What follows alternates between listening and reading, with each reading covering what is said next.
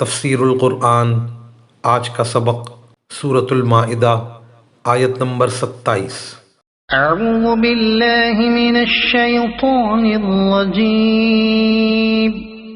بسم اللہ الرحمن الرحیم۔ واتل علیہم نبأ ابنی آدم بالحق إذ قربا قربانا فتقبل من أحدهما ولم يتقبل من الآخر قال لأقتلنك قال إنما يتقبل الله من المتقين۔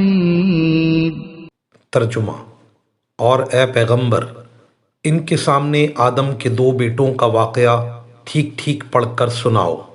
جب دونوں نے ایک ایک قربانی پیش کی تھی اور ان میں سے ایک کی قربانی قبول ہو گئی اور دوسرے کی قبول نہ ہوئی، اس دوسرے نے پہلے سے کہا کہ میں تجھے قتل کر ڈالوں گا۔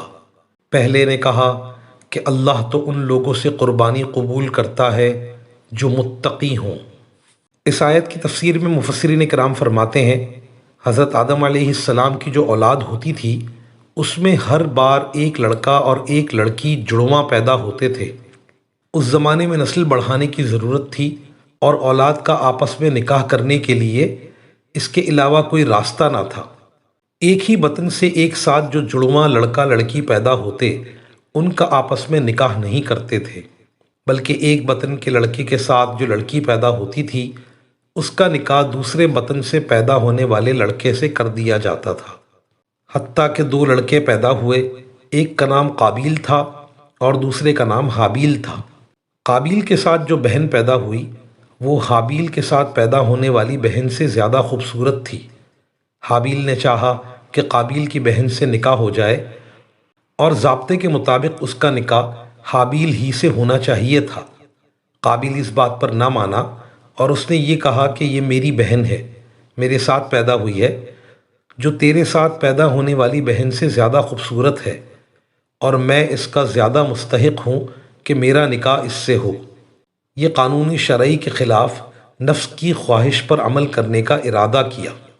جھگڑے کو ختم کرنے کے لیے دونوں نے الگ الگ اللہ کی بارگاہ میں نیاز پیش کی کہ جس کی نیاز قبول ہو جائے وہی اس لڑکی سے نکاح کرنے کا حقدار ہوگا۔